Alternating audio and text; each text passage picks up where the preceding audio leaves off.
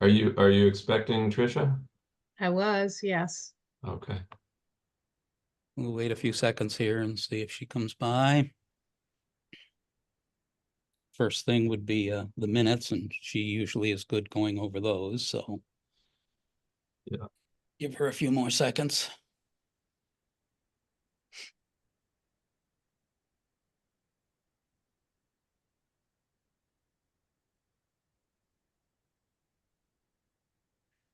Harry, thank you for sending the Word document with the agenda. That's always makes it much quicker and easier to log on. Oh, you're welcome. The Zoom link doesn't click in the PDF document.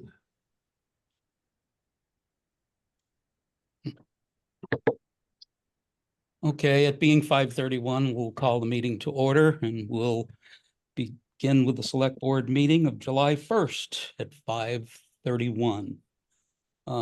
Let's skip over acceptance of minutes and go to liaison reports. Andrew? I apologize. I don't have any liaison reports. I meant to get in touch with Mark today and I slipped off my plate. So I'm going to contact him tomorrow. I have, well, I'll give a brief update to the effect that I have sent both Mark and Jeff emails and encouragements to get together and put together a kind of transition schedule of when they can overlap with each other. I'm hoping they have done that, but I have not been able to follow up to check. Terry, do you have any update on that? I do know that they got together on a Friday, perhaps last week, but beyond that, I don't know. Okay, well, I'm going to follow up with both of them tomorrow because I'm planning to put together a slightly longer story for the two-town news about both of them, just to give our readers some information about Mark's long career and Jeff's, as a new incoming superintendent, and give them some background on him. So that's my next step with the highway department. Oh, and I should say that the Pratt group did meet last week and we reviewed the ADA issues, talked about a lift design that they have in mind that's lower cost than the Lula that they have now. And we talked more about the grant application possibilities that we can put together over the coming year, and a little bit about maybe putting together a combined application, so that we might include a lift for the stage in Memorial Hall Theater, which is going to be one of our other ADA requirements. We have learned that the MOD, the Mass Office of Disability, does hand out grants for these kinds of things, but they don't hand out big chunks of money. So whether we can get enough funding for both of those projects, we'll have to see. But that's kind of the track we are on. Once we complete the ADA plan through our hearing process and get it formalized, we can use that as one tool for the grant application. And then we have also talked about using some ARMS funding to hire an engineer to put together kind of a bid spec and application spec so that to make our proposal more competitive. So we'll be working on that as well. So those are my updates. I guess I did have updates after all. You did. Thank you so much for that. The only one I have at this point is we did finally get a meeting of the Police Services Advisory Committee. Our representatives are myself from the Select Board, our Finance Committee Chair, and then our at-large person. The other two were not able to attend. It was a Zoom meeting last Thursday or Friday morning, I forget which. We took a presentation from the UMass organization, and it was very well prepared. We did record the meeting so that our two members could view what happened afterwards. And we elected a chair, which would be Bob Dean, the Services Advisory Committee representative from Buckland's Finance Committee, and left the rest, the vice chair and the clerk positions alone until we could have a more representative sample of members at a meeting. The decision was made to meet quarterly, which is the minimum required, but more often as needed. And we are going to try and meet as early as possible in August to formally organize the other two positions and get down to business now that we've had our kind of overview class of what we're all about and what we're supposed to be doing. And that's all I have, but I see Trisha's here. We're in liaison reports. You're up. Muted, apparently. Sorry about that. So I met with Terry earlier in the week, last week, just to kind of get up to speed with things, trying to understand everything that was going on. And also I have the liaison report, which I accidentally closed just now from the EMD. So I have that, just a second. I actually met with Tom for a couple of hours. That was in his Tom Williams, the EMD, to sort of get on board with everything that he was doing. I talked to him about hopefully prioritizing the inventory of all of the materials that are scattered about, mostly in that Connex over at the regional school. I had been under the impression that that was done during COVID or shortly after, but I guess it's been a while since everything's been updated and stuff. So the idea being that we want to get a good inventory and strategically place the materials where they need to go. Tom says he also met with a vendor to finalize the purchasing of the safety vests, shirts, and caps that he talked about. I know Rick had mentioned in a previous meeting that they were going to be doing. He submitted all his end of year remaining invoices, which I think he got right in under the wire, but it doesn't matter as long as they make it, that's good.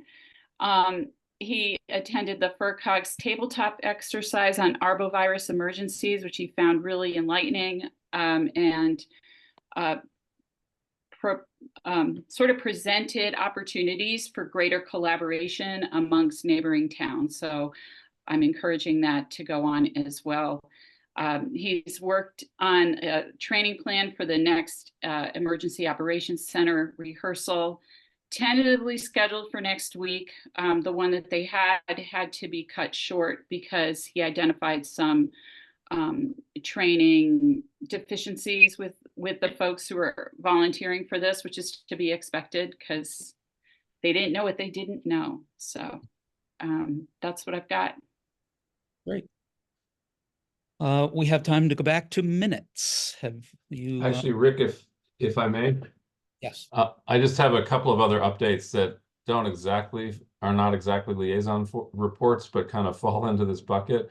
One is, and the Two Town News promoted the first meeting of the Community Preservation Committee, which will be on July 30th. And I am planning to attend that just to learn more about the process and about projects that we've been discussing and had in our queue in various buckets.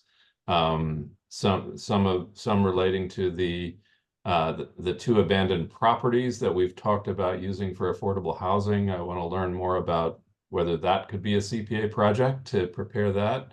In the Pratt meeting, we've talked about the historic windows in the Arms Library. I want to learn more about that. And we have some possible projects in Memorial Hall Theater. So anyway, just wanted to give you a heads up about about the CPC committee, and which will be on July 30th. And I think that's all I had. There was one other Which was the other one, the energy, maybe, well, I don't have anything on that right at the moment. Oh, and yeah, and just as a sort of put on your radar, the Memorial Hall project, renovation project for the theater is moving forward. We have hired, the MHA has hired Joe Matty to do architectural services, and he's doing good work. And I'm hopeful that we will be able to kind of bring a proposed renovation plan for phase 2 in front of you all to present, you know, by August, September. We're still trying to track down estimates and contractors. One of the more challenging ones is finding somebody to fix the tin ceiling, which has sustained a fair amount of water damage and rust. So there aren't too many people in that business anymore. So we're looking around at contractors who may want to help us with that. But we've gotten some good information about the seats and the flooring. So we're making progress on that, and just wanted to keep you posted. Great, thank you. We've got a few minutes before our first appointment. Have you folks been able to take a peek at the minutes? Do you have any comments on the minutes from the last meeting? I'm fine with them. I would I move that we accept. Sorry, go ahead, Tricia. Yeah, I literally just took a peek, but I haven't read them through, so I'm not super comfortable with. I'm happy to abstain if you guys want to have a vote.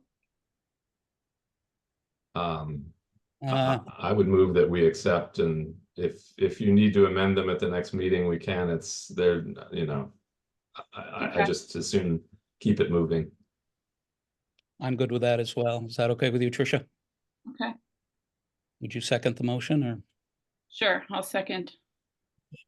It's been moved and seconded that we accept the minutes of the June 17th meeting. Any discussion? I'll make one point under the appointments section. I think we should correct it because it's the name of our new highway superintendent. It's listed as Jeff Johnson. His name is Johnston with a T, as appeared in the first section of that report. But with that one change, I'm good. Is that okay as far as a amendment to your motion, Andrew? Yes, sure. Nice catch. Terry can correct the typo. Perfect. All in favor? Andrew Hi. and Tricia? Aye. Motion passes unanimously. I am an aye as well. Okay. Our appointment is in 2 minutes. Do we have the chief on yet? I don't see him. He will be joining us. It just may be a couple minutes late. Okay. Let's jump down to old business pocket park signs. You had a chance to review those signs. Yes, I did. I thought the image of the potholes is very nice. Tricia? There were two versions there, but I didn't actually see what the difference was between the two. Yeah, There was no difference. I didn't have access to a scanner at town hall.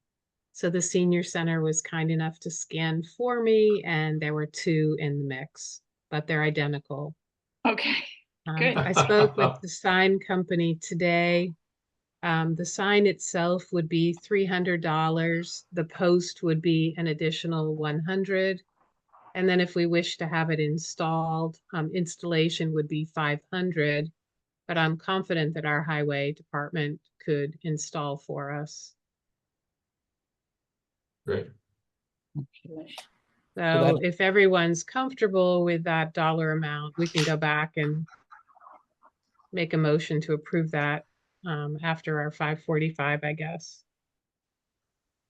That G is Greg. Yes. Then let's table that until after our appointments. It being 5:45, we have an appointment with David Kong and Chief Bardwell regarding the ice cream vendor request. Who is 413-801-8888? What's my, Who is that? It's That's Greg. Greg. Oh, hi, Greg, sorry.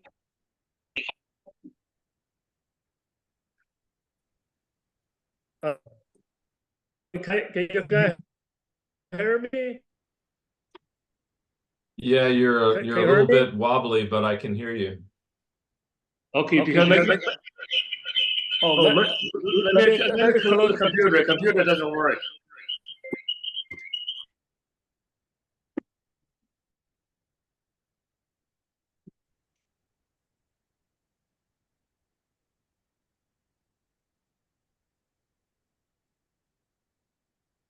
Hello? There we go.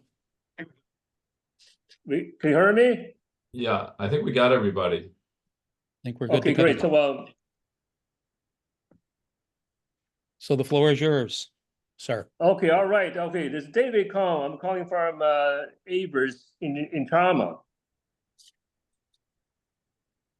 Okay, Okay, so I think the meeting is about my aspen truck going to be operating in Shelburne Falls. Okay, so did you guys got all the from the state for the aspen truck requirements? You are breaking up definitely on your phone. I got several of the words, but some missing as well. What was your question? Okay, I sent a link to Terry out the requirements from the state requirements for aspen truck. Did you have those? The board has received information that came directly from the police chief that includes links regarding what's required. Yes. Have you had a chance, David, to review the letter that our police chief provided to us, sort of addressing some of the issues that he encountered? Okay, well, my question go regarding to the permitting authorities. On the printout of the 15.02 definition state to require for aspen truck, and there's a permitting authorities is the chief of police or the board of having controls of a police. So we're talking about the controls of a police chief at this point.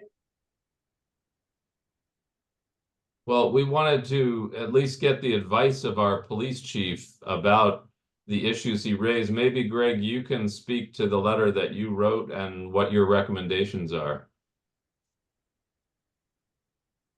Okay, so in regards to this, yes, David is correct. I would be the issuing authority if the town had a bylaw or ordinance in place that would allow us to do the background check that is mandated by the state. But because we do not have the ordinance or bylaw in place that would allow the police department to do background checks utilizing APHIS and fingerprinting, we cannot do it. It's illegal per CGIS policy and the policies of the police department that are put in place by the state of Massachusetts and the FBI. So, Greg, my question then is, in the absence of that bylaw giving you that authority, does that mean that we waive that part of the process, or that we wait until we have such a bylaw before moving forward on this?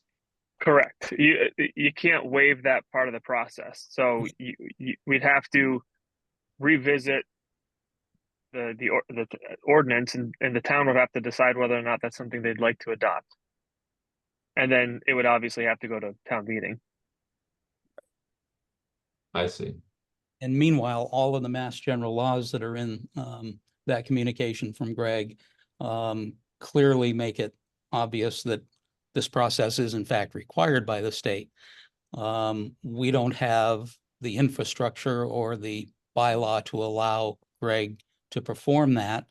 So we're in a position where we need to support the chief's decision, in my opinion. Tricia, any thoughts? I agree with what the chief's recommendations are, that without the local ordinance, we would be superseding authority here. So I think that we need to find a third way through this process for Mr. Kong, if possible, that there's no way that the select board can provide this authority, as I understand it, to Chief Bardwell and the police department without going through town meeting, which takes us into May of next year. And so there has to be, well, would like to make a compromise if possible regarding what Mr. Kong's desires are for that location. Because an ice cream truck doesn't seem possible given the laws that we have now that can't be changed until town meeting in May. Well, I just wanted to make one friendly amendment to your May comment, Tricia, is that while that is our annual town meeting date, it's not unusual that we have a special town meeting in the fall to attend to business. So I don't know that we're going to have one in the fall this year, but it's certainly a possibility. That's a good clarification. Thank you. So unfortunately, that would wipe out the summer in either case, because I don't think we're going to be able to schedule a town meeting in time to serve ice cream in the summer season, which is unfortunate. One question I have, Greg, in terms of all these ordinances, if somebody came before the town and said, we want to ride around in a good humor truck and hand out popsicles, is this all applies to that also? Correct. Yes. Okay. Yep. 100%. And town council would concur, as would the Department of Licensure. I reached out to him last week just to verify basically anything that operates that's a motor vehicle or a truck, regardless of whether or not it's moving, if it's selling ice cream, packaged or unpackaged, it falls under the definition of this chapter and section, and thus everything that's required in the application process must be held to that standard. And Mr. Kong, were you aware of all this when you started, or is this all new information to you? Well, I do know. So we do this last year from the beginning. And from the town of Charlemont, we've been approved. We have a license from Charlemont. And now to the Shelburne Falls, we don't have a license, but we've been pushing all the year last year to the last minute. And I think the chief Greg was saying you have no authority. I kind of to me will be disadvantage for the town of the citizens of town. A third question. I think that's the path. That's all your decision is fine to me. Another question will come down to another item on the requirements from the state, 15.03. And there was a permit issued by the authority within the municipal where the permitting applicants live should be valid in all the municipal throughout Massachusetts. I don't know. That's is Chief Greg read that sentence. That will be allowed us if we're being permitted in a town of Charlemont, we should be operated in your town too. May I ask a question, Mr. Kong? Do you have Yes. a mobile ice cream vending apparatus, a truck in Charlemont? Because Yes. Okay, where do you operate that? Do you go around to remote locations within the town of Charlemont? No, you're cutting out, sir. I'm sorry, I Can't hear you. Yeah, we being approved last year, go around 4 locations in Charlemont. Okay. And primarily parking at Avery store. Based Rick. on everything we have been told by the chief, by my own review of the Mass General laws, I don't see how Charlemont can defend giving you that license, but that's a whole different town. We're not here to talk about them. We're here to talk about Shelburne. And the Shelburne regulations don't exist, as you've been told repeatedly, that allow the chief to do the process that would allow you to sell ice cream from your truck. I understand that. So there's a regulation from the state for ice cream trucks primarily. If you don't have the copy, you can go to that's a state website called the 520. That's a regulation for the ice cream truck vendors. And I print out the regulations. And the one of the regulations say if you have been approved by one of the municipal authorities, you should be validated to the whole state. I But want to the know why it's not Rick, if I happening. may. But the municipality cannot, if I understand it correctly, do that without the proper bylaw, and we don't have it. Well, Rick, if I may. Yes, Andrew? Well, 2 comments. Mr. Kong, in regard to your having been pushing this issue for a year or so, I have to tell you as a select board member, this is the first meeting at which I have discussed this issue. So this is new information for me, that you're coming forward requesting a permit. The second thing is I'm not, the regulations that you're citing, I think you should review with Greg, our police chief, and he should review with our town council to see whether your claim has any standing in terms of our ability to help you with a permit under those regulations that you're citing. I don't, as I said, I'm hearing this for the first time, so I have no way of evaluating that.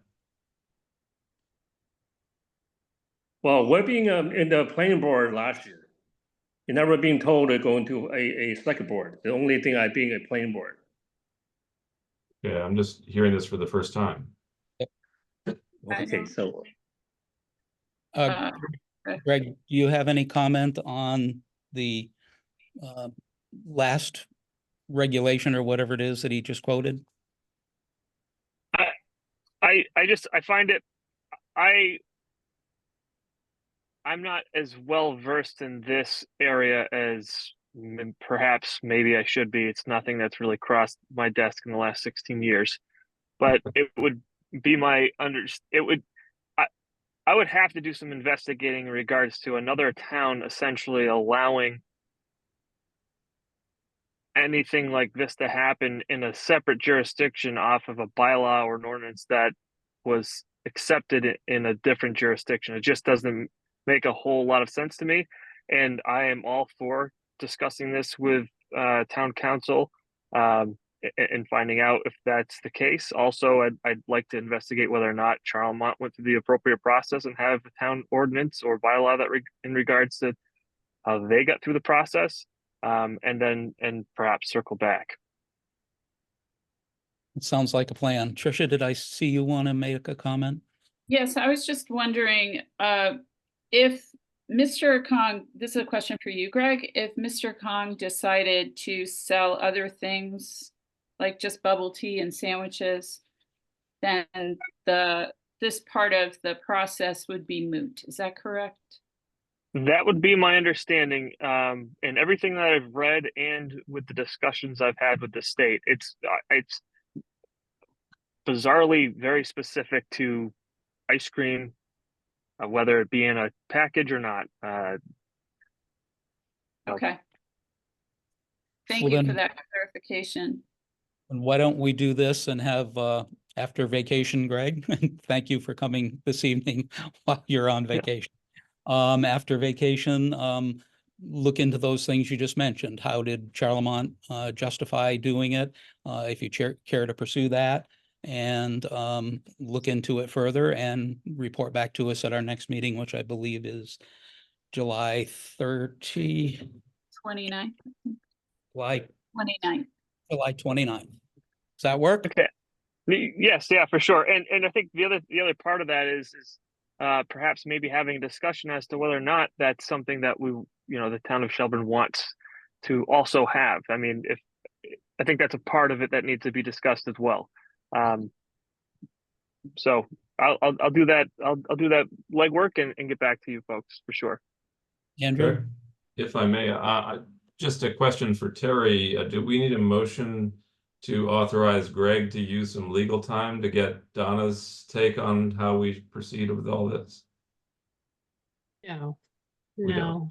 Greg has other legal means other than Donna as well that he can certainly seek out as well. Okay, And if you need Donna, go for it. great. So, Mr. Kong, I think we've done the best we can for you tonight in that we're going to look further into it and see if we can verify the information that you brought forward tonight, because you hadn't mentioned that previously in anything that I'd seen either. You good with that, sir? I think he's frozen. Yeah, either that or he can hold very still. There he is. Oh, there he is. Did you Yep. hear me there? Well, I didn't hear anything you said before.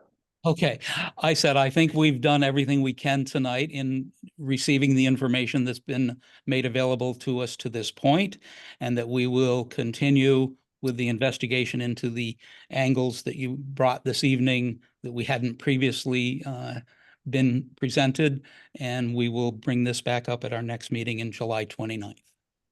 Okay, for my matters, I think it's be over, it's fine to me, but for the authority, for the chief, we should be, if we need to be on town meeting, we should be put on schedule or put on the agenda to give a chief the ability to give people doing business. Would that be, do I need to do a petition for that, or need the chief give you any to require for this? Well, I think the bylaw would have to probably be written by planning board, if I'm not mistaken, and presented for inclusion in the town meeting warrant. Is that correct, Terry, Andrew? Yes, you're correct, I believe. I'm not sure it would be the planning board. The language for this ordinance is very specific.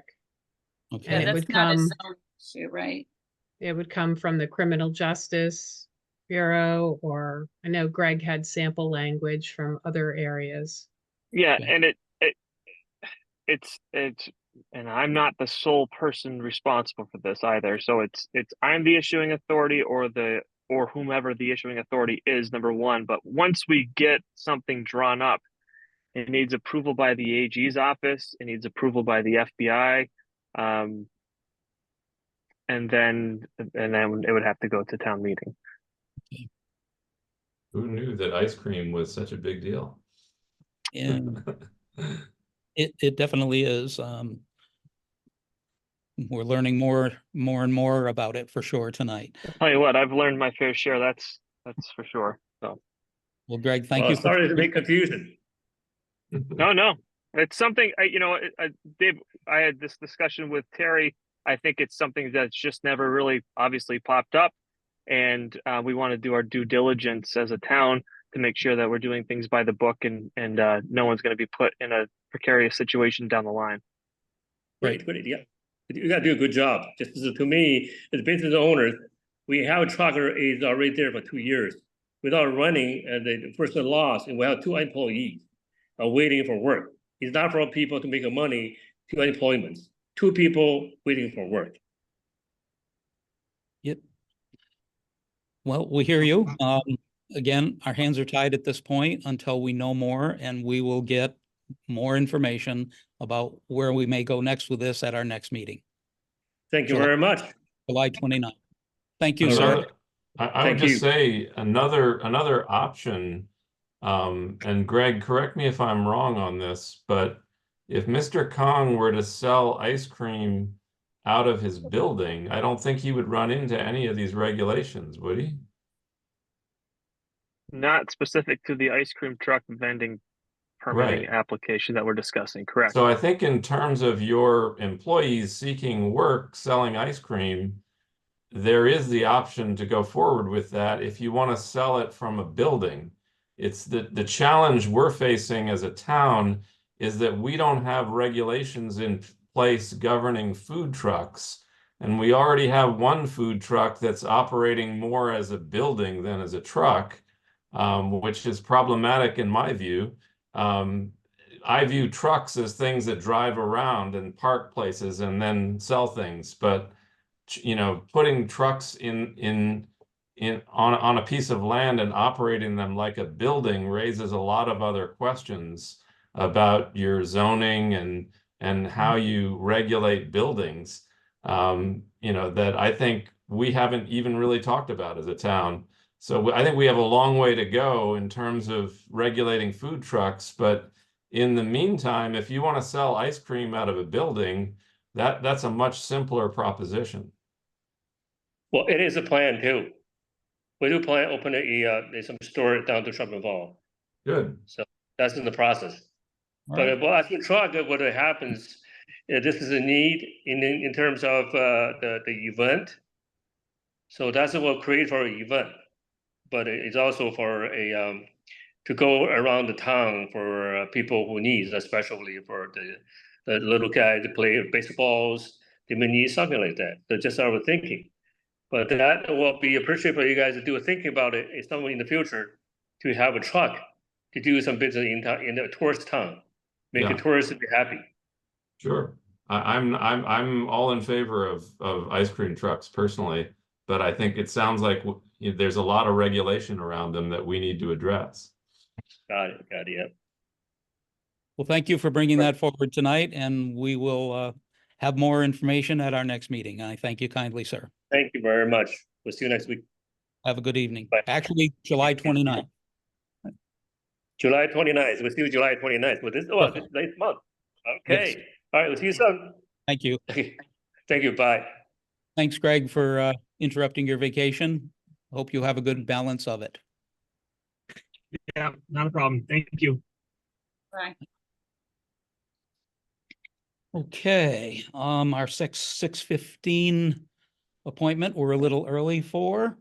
Let's jump down because I think it's low-hanging fruit here. Old business, item B. That's our Right. Americans. Rick, Yes, sir. I think we were almost finished with the sign in the pocket park, but we need a Oh, motion. yes. You're right. Did we have a motion?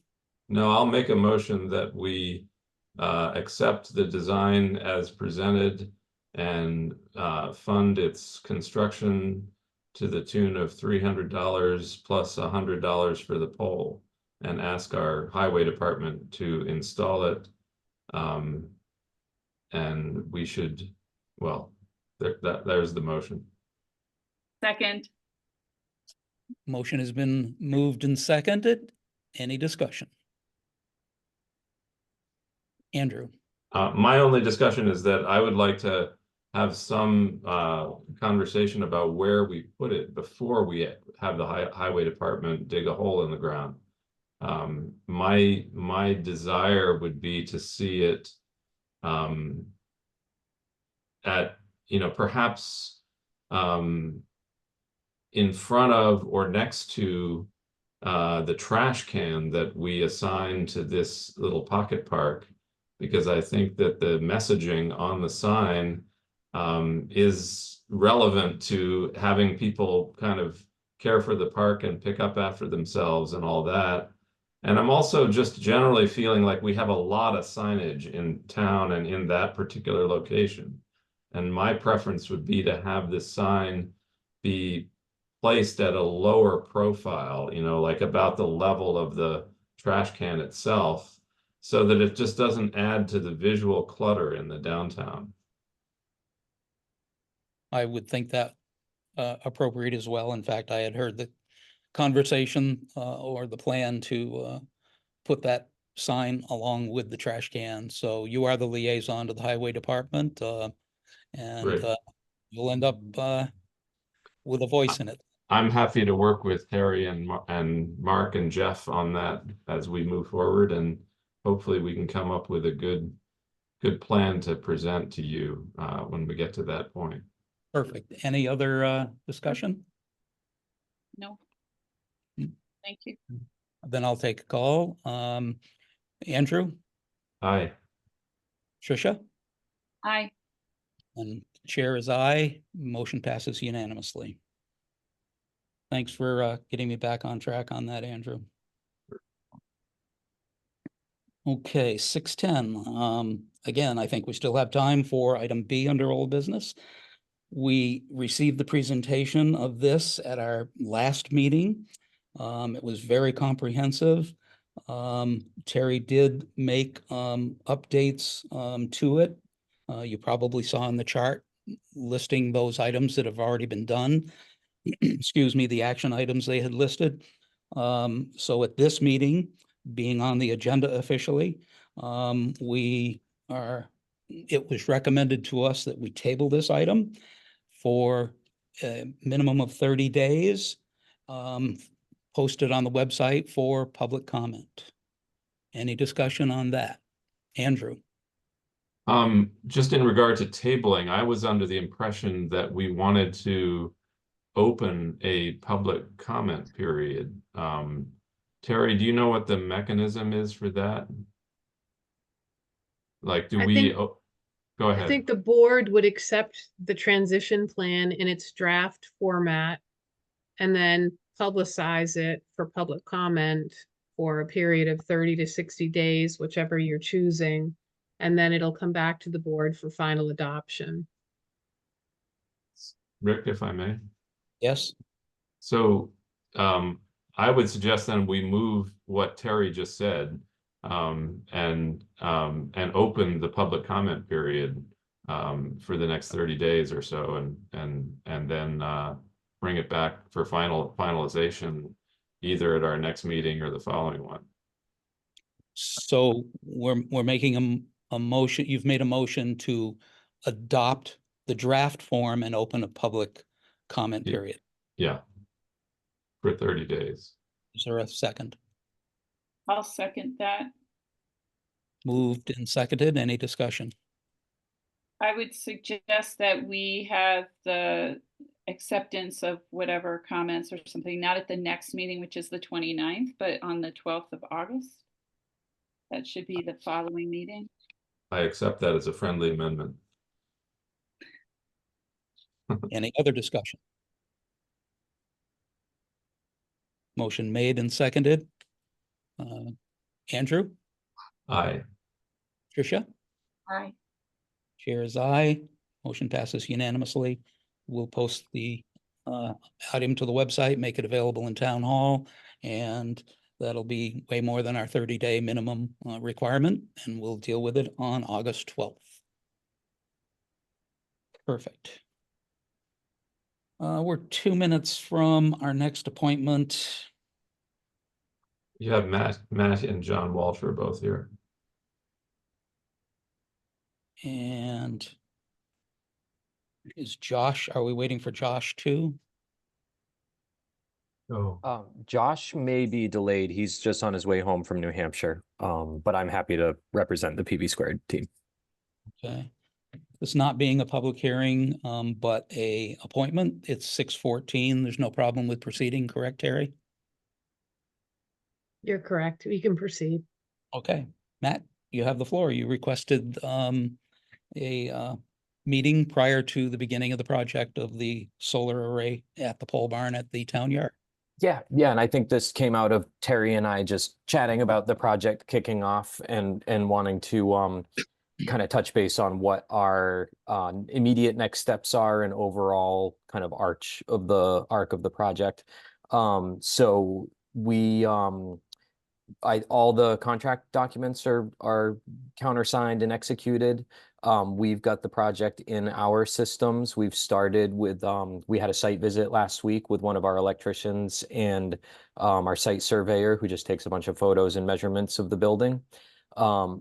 As part of that, I also reached out to Ryan at Current Electric to check in on how they built the new service there. Current did have to make a small change based on equipment availability. We are pretty sure that we have a no-cost solution to tie in the solar with the existing equipment that they put in.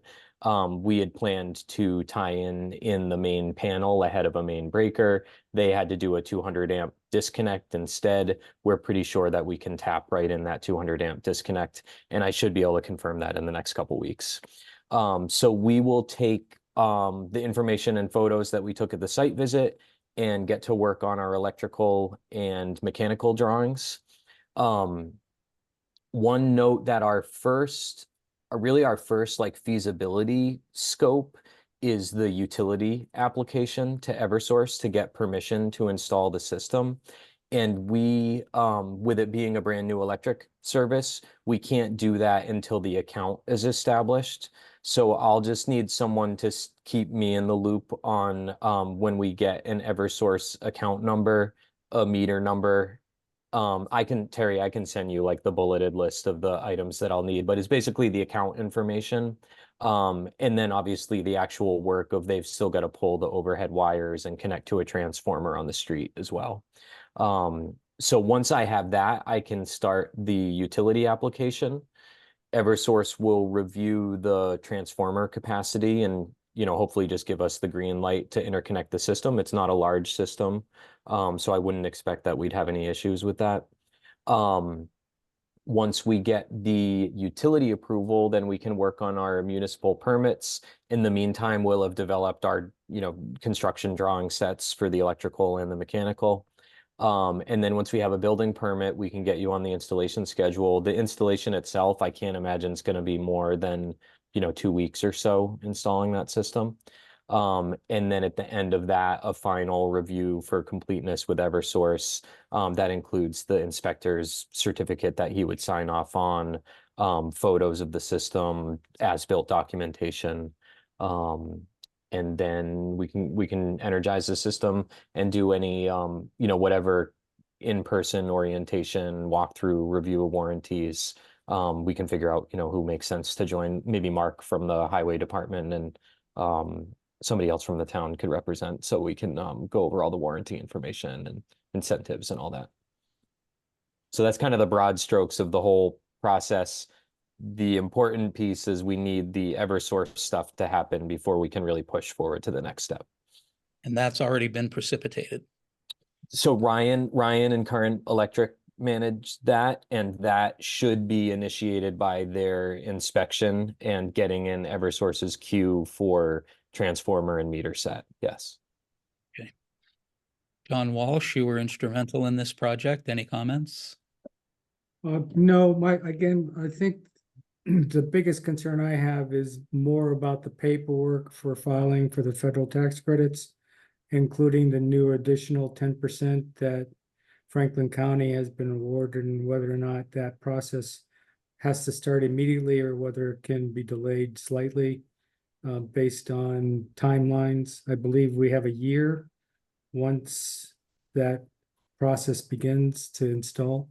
Could you clarify that for me, please? Yeah, Josh, I think that's you that just called in. I don't want to put you on the spot. If you can speak to the ITC stuff. Josh Hilton from PV Squared here. Yeah, we should have plenty of time to file for that. There is a filing window for the low income bonus tax credit, and that is a competitive tax credit.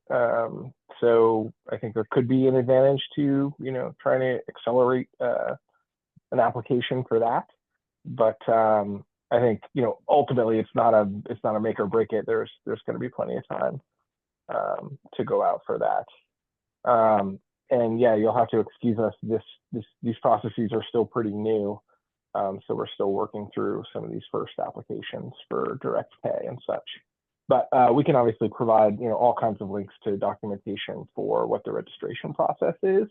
But ultimately, the town will need to, go ahead and enter the portal and enter the information with the town as the applicant to receive the direct pay of the federal ITC, and then separately apply for the low income area adder.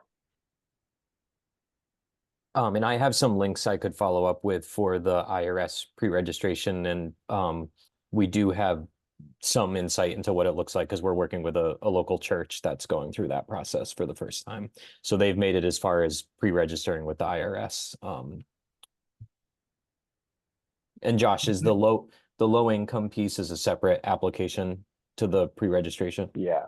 Okay. Yeah, exactly. The ITC is not competitive. That is that's just a straightforward registration process. But the low income bonus, the 10% bonus, is the piece that would need to be gotten from a somewhat finite amount of available bonus 10% tax credit. Andrew? Just a couple of questions, Matt and Josh. Based on what your past experience with utility interconnections, do you have a kind of rough timeline you can put to all these steps that you've just outlined in terms of a general estimate? We understand that Eversource can hold you up for a long time, but just if things go reasonably well, what are we looking at? Yeah, I would say like a normal, reasonable timeline for a simplified application review would be 4 weeks, from the time we get the application submitted and we get the green light from Eversource. That timeline can't start until I have all of the account information. And then the only caveat I would attach to that is Eversource rolled out a new customer information system back in February, and that corresponded with new account numbers for everyone in Eversource territory. You probably saw that on your bill, and it has been an absolute nightmare. Everything I've heard from every department I've interacted with at Eversource has said that they're completely underwater, and so we're seeing really long timelines for these things. And hopefully in a couple weeks when we get that account information, they'll have sorted things out, because this was back in February, but we are seeing longer timelines to get applications reviewed, and on the other side, the completion process as well. We've had some projects in that completion phase for a month, 2 months without really getting much communication back from Eversource. And Rick, if I may, one other question. Thank you for that. That's helpful to know. I know that things do get held up with these kinds of projects. In terms of the direct payment applications for the 30 and the 10%, we are well aware that the town needs to take the lead in actually opening those portals and filling out the applications. But we are very much went into this wanting our contractor to kind of walk us through that. And are you going to be available to Terry as she's orienting that, opening that portal and, answering her questions and helping her walk through that? Yeah, absolutely. Between Josh and I, we will offer whatever support we can. Yeah. I mean, Great. I think just as much as anyone can, with it being relatively new to the landscape. So Matt, what if anything do you need from us? You mentioned that the next step is really in the court of Current Electric. Is that correct? Yeah, I will need that account information once it's available. Terry, why don't I follow up on email with the bulleted list of items that I need? Okay. And so I need that information once it's available, and I just need to be kept in the loop about when the actual physical connection happens out at the barn. All right. And Current Electric would be the source of that information for you, Terry? I believe so, yes. So you will after receiving his bullet list, you'll reach out to Current? Yes. Yeah, Ryan will probably, sorry, this, I'm responding directly. Ryan will have some of that information. The billing account and meter number probably is not definitely not the meter number, is probably not generated yet. Okay. My quick question, sorry, was in your conversation with Ryan, did he have a rough idea of when he was expecting those steps to be completed? He did not, and that would really, once he does his piece and the inspector signs off on the service inspection, it's a similar situation where it's a different department, but it's in Eversource's hands. Sure, thank you. So the sooner he gets that done, the better for the process. Feel free to check in with Ryan, but my understanding was that he had done his piece, had gotten the inspection and the work request called in, and I Oh. believe what he told me was that it's in queue with Eversource. Okay, Yep. you didn't make that clear before. Yep, Okay, sorry, good. sorry about that. Gotcha. Great. Anything else from you or Rick? Josh? I'm sorry, Andrew. Yes. Oh, just one other piece of information, Matt, FYI. We are in the process of transitioning from one highway superintendent to another this month. So Mark Shippey is retiring, and we have hired Jeff Johnston, who will be starting on July 15th. So he Okay. will be your new connection in the highway area regarding the pole barn. I am the highway liaison, but he's the guy you will go to going forward on this project. And Terry can connect you with him. Perfect, that would be great. Super. Anything else from anyone? Trish? Good. Thank you. Thank you for Um, that presentation. Oh, go ahead. Could I just ask quickly, it's easy, Terry and I have already exchanged, contact information. Is there anyone else I should include in just general updates on the project? I think Terry will keep the board updated. Perfect. Direct. Okay, great. And then loop in Jeff whenever is appropriate. Correct. Okay, Yes. awesome. Great. Yeah, I think that's it for us. So Terry, I'll follow up with that account information list, and then Josh and I can follow up with whatever resources for the IRS pre-registration and low income application. Okay, thank you. Okay, awesome. Great. Have a good night, everyone. Thanks so Thank you, much, guys. everyone. You too. Appreciate it. Very good. Item 6, new business. Camp Apex, request for a one-day liquor license. We have that in our packet.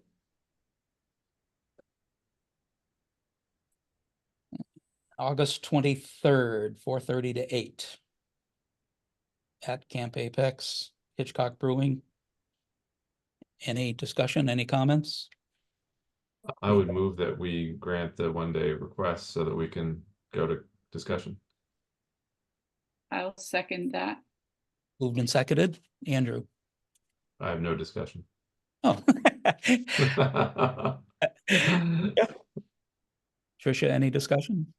I just have a question. Has this ever happened before at Camp Yes. Apex? They've gotten this? Yes, it's an annual event. Sounded like it. I just wanted to check, and they've done this with the liquor license and everything. Yes. Okay, thank you. It's been moved and seconded, and we'll put it to a vote. Andrew?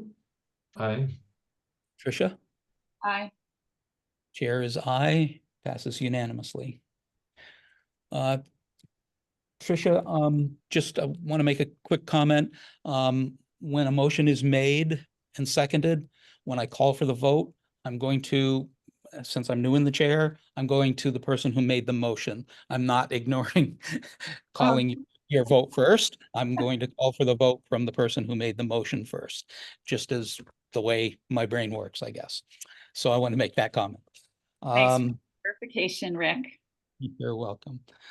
All right, new business, item B. Another one-day liquor license permit. This is a one that if it's happened before, actually, does anybody know if it's happened before at BCS, or is this brand new? This is a new event. They have allowed alcohol vendors in the past, both for the road race and the 250th celebration. And they have received the school district's permission first before bringing it to the town. The applicant does say Buckland Shelburne Elementary, so. Rick, That's- I would move that we grant this one-day liquor license for the September 28th Oktoberfest event at Buckland Shelburne Elementary, formerly known as Buckland Coleraine Shelburne School. I'll second that.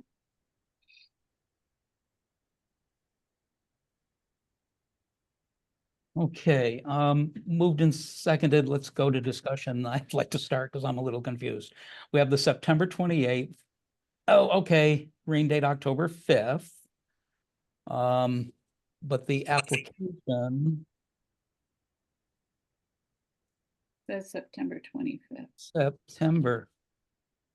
Well, I guess, Rick, I would amend my own motion to just add the rain date, just so that we don't have to come back to that or whatever. Well, the street use permit was for September 28th, and the event sheet is September 25th. Okay, we have representatives here for that. Two. Katie. Hello, hi, Oh, which is which? I'm Rachel Lewis. And I'm Yes. Katie Mashonki. Okay, It's September 28th.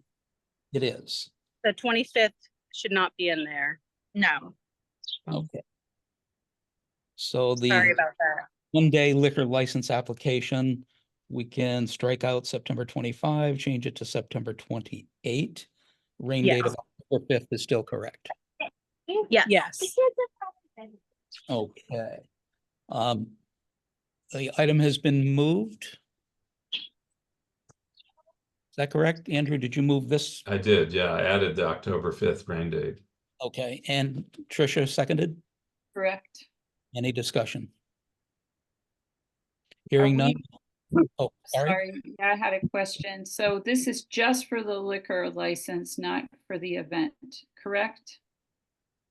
Because there was a concern about the request to close off the street, but the chief, police chief recommended not closing off the street.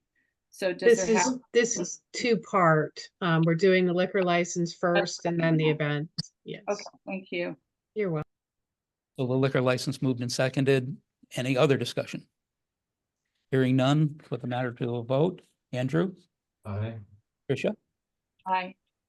and chair is aye, motion passes unanimously. The event, same date, 28th, rain date October 5th. This is an applicant for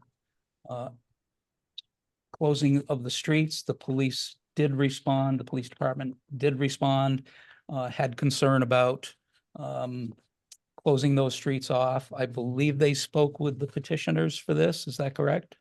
That's Yes. correct. And you're good with striking that from the language in your request? Yes. Correct. Any discussion on the matter?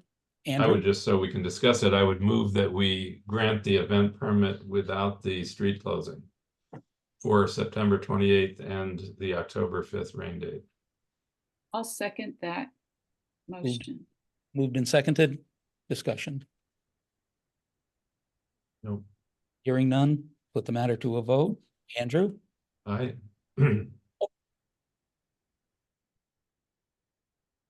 Tricia? You said- Oh, yeah, aye. I didn't hear you, sorry.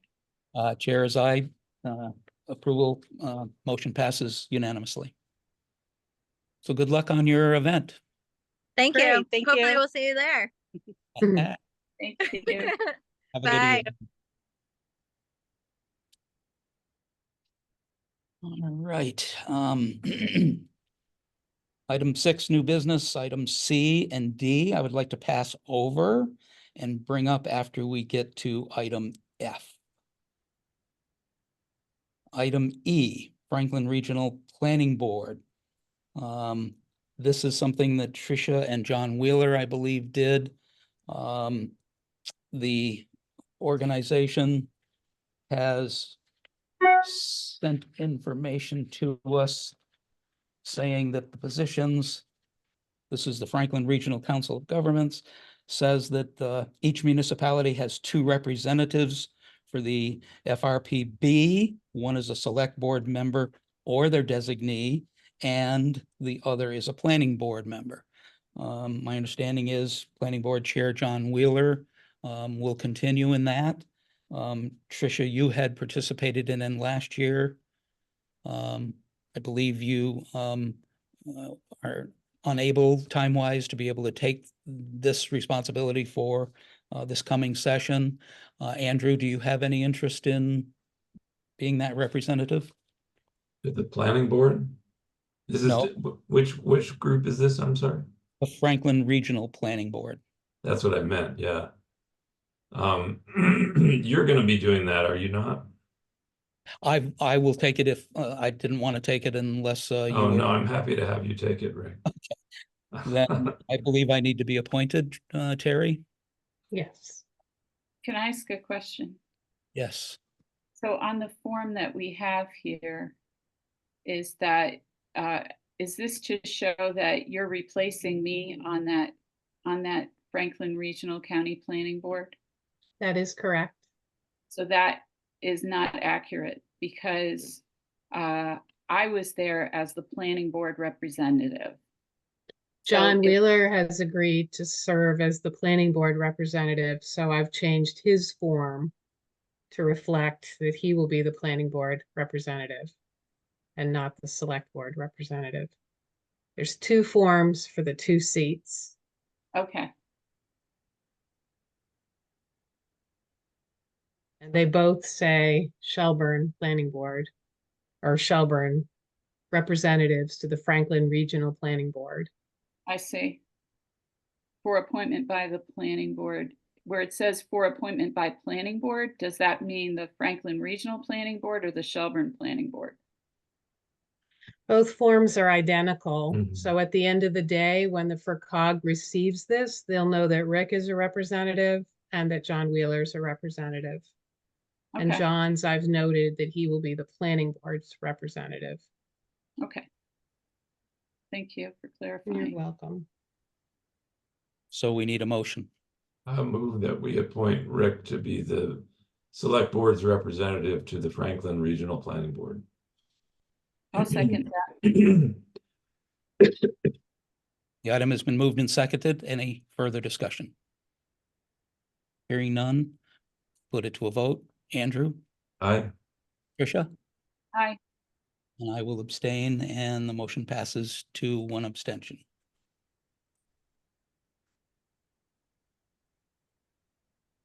Okay, item F, Select Board Guidelines for appointing individuals to committees and boards. You have that before you. There's 2 changes that I would like to propose we make to that document. Being the chair, I shouldn't make a motion. I'll just tell you the changes that I'm suggesting. You can request a motion on what you're suggesting, Rick. Okay. The outline of procedure has not been adhered to. It's a document and a policy adopted by the Select Board in 2012. Names in the past year have come before us with little information about who the people are, where they're from, what their history is. We're basically getting random recommendations from chairmen of various boards and committees. That's all well and good, but there is a process that we've outlined. We just haven't been adhering to it. And I would like to get it back into the radar of all of our boards, committees, and commissions to use the proper procedure. It's very straightforward. So the first item I would like to request is that we have a motion made to add the word commission to items 1, 2, 3, 4, and 5. It currently reads as a member. Actually, I'll stop there and see if I can get a motion for that. You want to add the word commission to those 5 places? Yes. So moved. I'll second that. Thank you very much. The reason is, our current wording is, that we can allow a member to serve a town board and or committee. We have several commissions that are also, appointed. And I thought just to clear up that we should list all of the categories, properly. Any discussion? That makes sense. Hearing none, call the matter to a vote. Andrew? Aye. Tricia? Aye. Chair, aye, passes unanimously. The next matter, I would like to add item 7 to this appointment of individuals to town committees. I'll give you a quick outline before I ask for a motion for it. I would like to add item number 7, wording that would allow us as a select board, the appointing committee, to consider non-Shelburne residents for appointment to authority in the case of special qualifications, special interest, were it to be in the best interest of the town. So I did a little looking around. Deerfield has one that reads very briefly: appointed committee members in general. It is a requirement of the town that residents fill appointments. In instance where non-residents have a particular knowledge or skills that will benefit a particular committee, the select board may appoint non-residents. Northfield has a very similar bylaw, or rather a policy to the one I just read you from Deerfield. But the one I like the most is Buckland's. Theirs is very brief. Non-Buckland residents may serve on committees when the appointing authority deems it in the best interest of the committee and the town. So I would like to request a motion to discuss adding item 7, the following wording: non-Shelburne residents may serve on boards, commissions, and committees when the appointing, unless otherwise restricted, when the appointing authority deems it in the best interest of the board, commission, committee, and the town. So moved. I'll second that. Moved and seconded. Discussion. Rick, if I may. Yes, sir. My only question in regard to that language is whether it might make sense to add the words "be appointed as non-voting members." The reason I suggest that is not to be punitive about non-resident members, but more just to avoid the unlikely but possible eventuality that you could have a majority of the members of the committee not be from Shelburne. Tricia? That's a good point, Andrew. I also would wonder, though, if the select board is in charge of making the final appointments, how they would end up with a majority of people from another town being on a board, committee, or commission. That would be shame on us, right? Because we're the appointing authority. If we appointed a committee that a majority of people were from out of town, that's a whole lot of special circumstances. Andrew, I'll get to you in 1 second. I would like to comment that the reason this came up, as I say, in the past year as a select person, the appointment of 2 committees of a non-town resident has come to our attention. The issue has not been forced, but it's coming. It is already happening as a possibility to fill out a term in a committee in Buckland right across the river.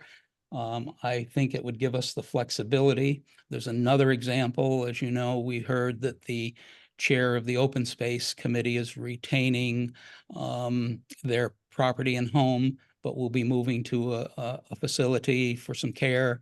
And this without this may force them out of that position, and they're a valuable asset to that committee.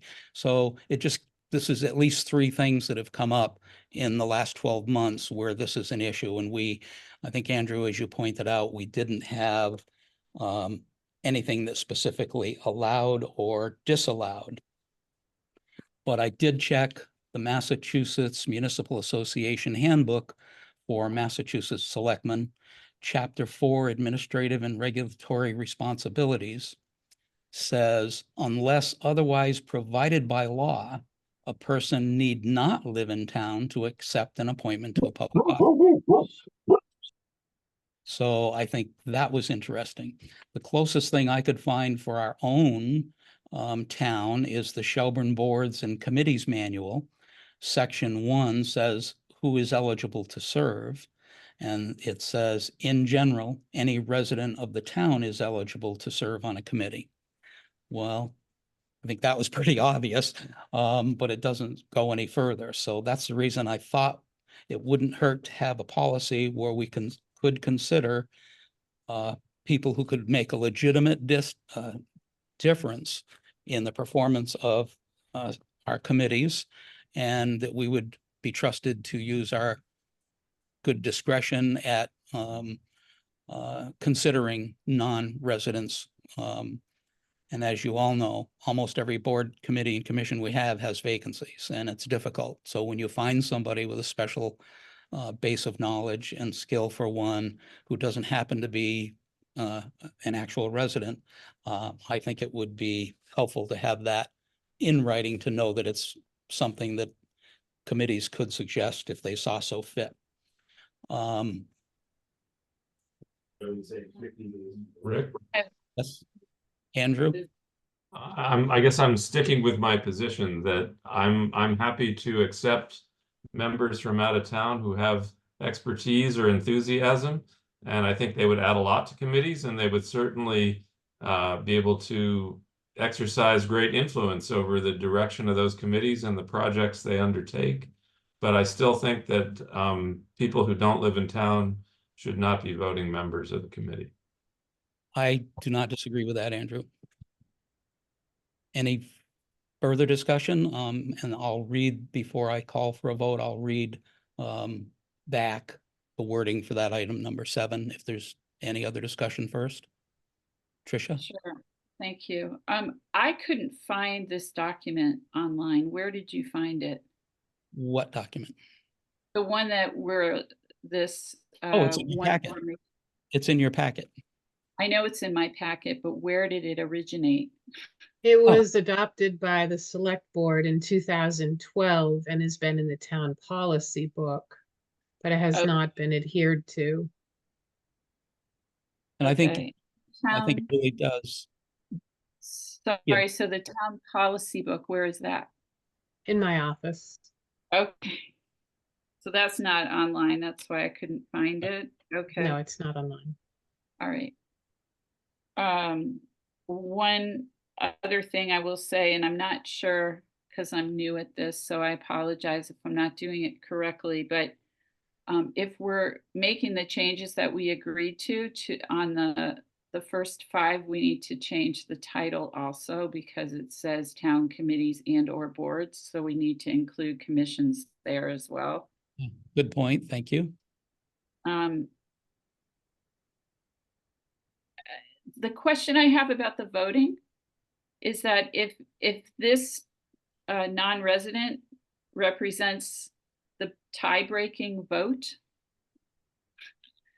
so if we intentionally have, an odd number of people on these boards, committees, and commissions, and then the out-of-town person potentially is the tiebreaker, then we are not breaking a tie.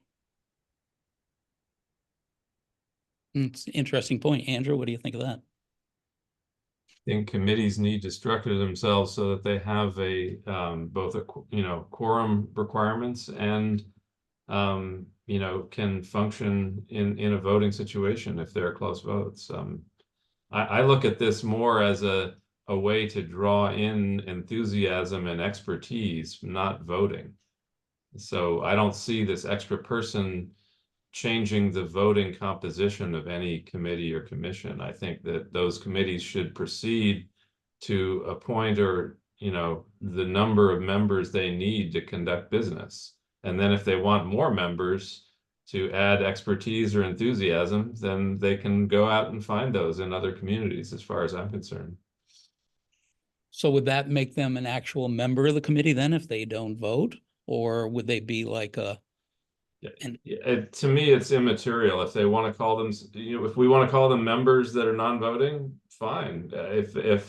If that creates a problem and they just want to be advisory members, to me, it's more, here are some people who want to help out. Let's let them help out. But we're almost treating them as yeah, you're part of the committee, but your vote doesn't matter. So we're creating sort of a two classes of people involved in the committees, boards, commissions, however we want to say it. Rick, Might I suggest that the board have this option to entertain on a case-by-case basis? Because we had one situation years ago where a member of our Board of Health specialized in food inspections. He moved out of town while building a home or an addition to a home in Shelburne, but the select board allowed the individual to stay on because he had a skill set that no one else on the Board of Health had. So I feel like in those circumstances, it's worthy of entertaining someone who doesn't live in Shelburne, but did at one time or has a skill set that no one else has that would bring enrichment to the board or committee or commission. And if they demonstrate that in their request to be appointed, again, that's our due diligence responsibility to review and be sure that we are adding a non-resident who can in fact bring something to the table in the committee or board that they're, or commission that they're looking to join with the approval of the committee recommending them. So I think the non-voting position I don't care for, so I would like the motion to remain as requested without the amendment of non-voting. Well, what if, sorry, Rick, Yes. if I may, Yes. what if we were to go with Terry's suggestion of appointing non-resident members to the committee on a case-by-case basis, and which would include granting or not granting them voting powers as the board deems fit? Because my sense is that Tricia's scenario of, the tie-breaking vote could as easily go the other way, that the non-resident member being added could create a tie, as easily as they could create an odd number, so every board, committee, and commission we have is an odd number though, so they couldn't create a tie, right? So that's why we keep them odd numbers, and every committee and commission is already formed with a specific number.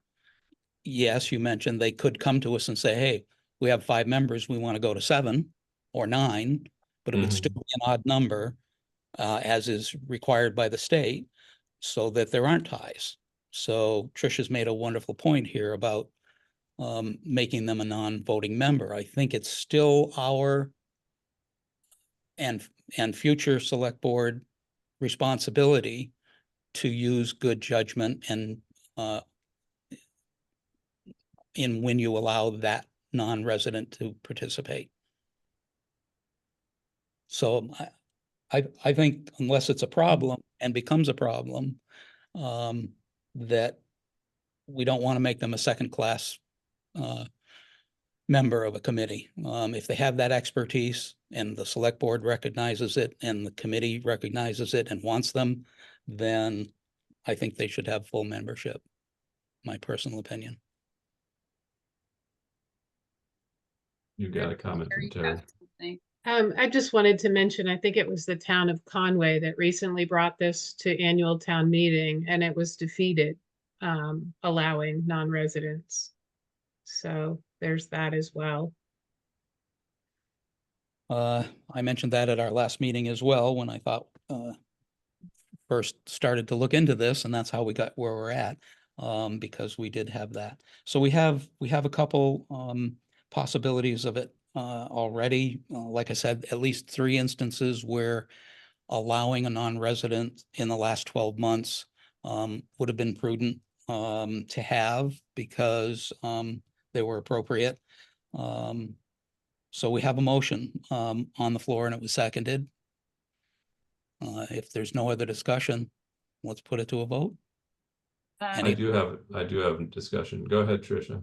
I was going to say, before we do the vote, you did say you would provide the exact language again. I just want to make sure that I get it right. And then that's all I had for now. Andrew? I guess my only question is there any restriction on any of these boards and committees and commissions on inviting people into an advisory capacity to just join their meetings and work with them and offer them their expertise and their advice and their labor as they choose? To best of my knowledge, there's no restriction to that. The problem is we have 5, 7, or 9 member boards who are stuck with 4, 6, or 8 looking to fill that last spot and may have nobody from Shelburne coming forward. Getting people to sign up is not an easy thing. And so, again, we have 3 instances in the last 12 months where, yeah, let them get to a full board, or committee or commission, where it's appropriate. But again, it still falls to us to do the proper,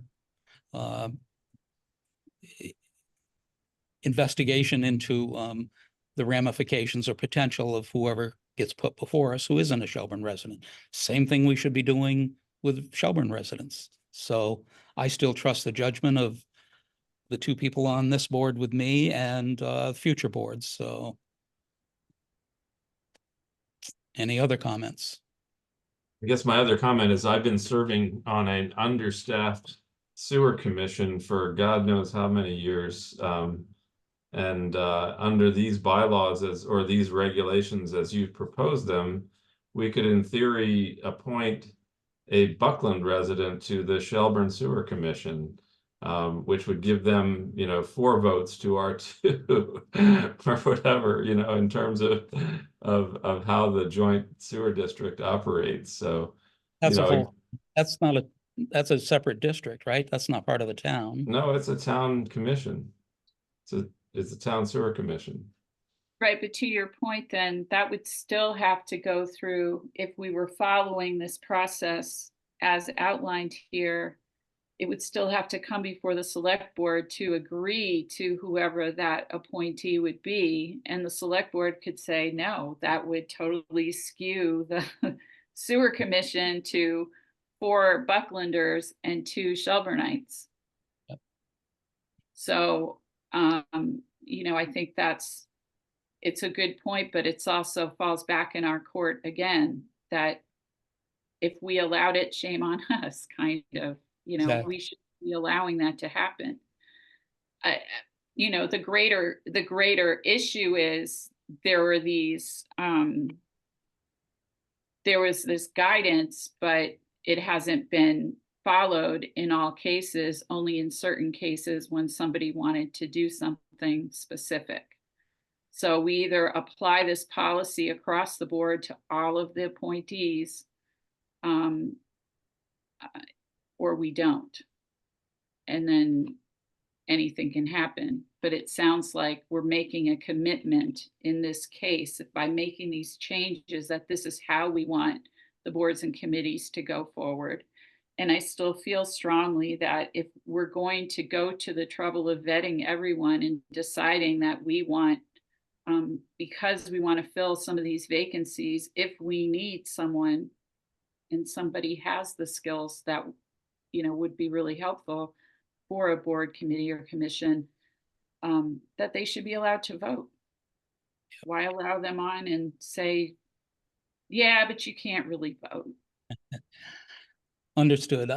Obviously, it's my intent that after we get done with or without item 7 being added, that I would request that this policy be redistributed to all boards and committees, and we ask them to adhere to it going forward, which includes finding somebody of interest to join their committee, them deciding that that's a good decision, putting it to a vote in one of their regular meetings, sending that recommendation to us, and having the applicant send an appropriate, as it's outlined, an appropriate request to join and reasons why, et cetera. Things that I had to do when I was appointed to fill the unexpired term on the planning board with you, Tricia. Same thing we've done. And then all of a sudden, we get nothing but an email from a chairman who says, we'd like to have this person go. I asked, did it get voted at the committee? Well, no. But we all think that. It's just too loosey-goosey for me. I mean, we've got this policy, we should adhere to it. And I agree with you, Tricia, that we should put this on the website too. And I actually have a question, because I'm aware of Andrew's concern, and I agree that it could skew things, but we could set a limit on the number of out-of-town people that can serve on any given board or committee or commission.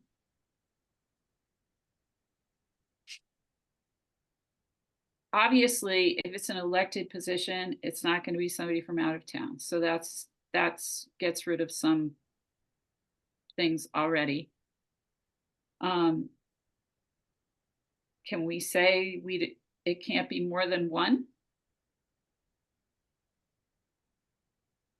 Then it would prevent the scenario that you're concerned about, Andrew, which I'm concerned about too, in case the select board in 12 years forgets about this document too. I would accept that as a friendly amendment, and that would enable me to vote in favor of it if it was just one appointee per committee or commission. Terry, does that seem reasonable to you? I hope we never, I hope that we're never in a position where every single board or committee has one out-of-towner that wants to serve. I feel like this provision is for the occasional chance. Right, but if the language said up to one, that would indicate that we're not going out to seeking to staff our committees with ringers, but we're open to the possibility that a committee might want to appoint somebody who doesn't live in town. Mm-hmm. I am totally good with that. So let me, as promised, read the proposed item number 7 for the appointment policy. Non-Shelburne residents up to 1 may serve on boards, commissions, or committees when the appointing authority deems it in the best interest of the board, commission, or committee and the town. So moved. Second that. Moved and seconded. Any further discussion? Hearing none, I'll put the matter to a vote. Andrew? Aye. Tricia? Aye. And the chair is aye. Motion passes unanimously. Terry, please make those adjustments to it, send it to all the boards, and find a Right. place for it on the website. Andrew? Oh, just to address the other small issue you raised, I think it would be good if we, in terms of adhering to our own practice, best practices, that when chairs want to recommend somebody for appointment, that maybe Terry can remind them that we would like to see a letter, it can be in the form of an email from the applicant, giving us some information about who they are and why they want to serve and what their qualifications are. That is one of the current items in this policy. Right. No, it just seems like we need a reminder for that if Yeah. Mhm. people are not actually doing that. Agreed. Oh, that brings us back to. I lose my agenda. I did. Where did you go, agenda? Are you going back to C and D or forward to G? I was going back to those. We did pass over them. Okay. Okay. So item C, Tom Williams, 7 Taylor Road, and Jackie Goodman are being recommended for the Memorial Day Committee. Tom Williams is new. He's well known to us as our Emergency Management Director. And it was an oversight. His name hadn't been put forward. And there was a clerical black hole into which Jackie Goodman's acceptance of the position last year, I think I forget, March or something, we appointed her. And it was thought that she hadn't accepted it, so she wasn't put in the list on which we voted last meeting. And that was an oversight, and the paperwork's square, so we do need to act on her as an appointment to that as well. So we'd be looking for a motion to appoint those 2 people to the Memorial Day Committee officially. I'll move that. I'll second. Moved and seconded. Discussion. The only question I have is regarding that other gentleman that was recommended to be on the Memorial Day Committee, who was, I believe, a resident of Coleraine. Mhm. I have an answer for you. Okay, These 2 appointments will fill their committee. So there's no spot open at this point for that next individual. So the group itself will actually take a cue from Andrew's comment that they can request that their committee be bumped from 5 to 7 if they want to make room for that person. We'll leave that to that committee to make the decision to put that request in. But at the moment, these 2 appointments would fill their committee. okay. And was there something in our packet about Jackie Goodman's desire to be on this, or what the history there? Because I did see the note from Tom Williams. Jackie was appointed to the Memorial Day Committee in April of this year. I was under the impression that she wasn't accepting the position, but later decided she was. Got sworn in by Joe, but that was never relayed to me. So she was not on the list to be reappointed when we made those appointments in June. Okay, I'm sorry. So she was already a serving member. She just didn't make it to the official list. I understand now. I'm sorry, I misunderstood that. So Joe's letter that he sent in regarding this was also requesting that Dave Carney from Coleraine be appointed also, in addition to Tom Williams and Jackie Goodman. Right. But I did speak to him in that regard, and we can't appoint somebody to a committee when all slots are filled. So Okay. that's why I say it may be coming back to us in a future meeting that they want to increase their member from 5 to 7. Something like the Memorial Day Committee might make a whole lot of sense to have more people to help organize it. Mhm. But that we'll leave that to the committee itself. Okay, thank you.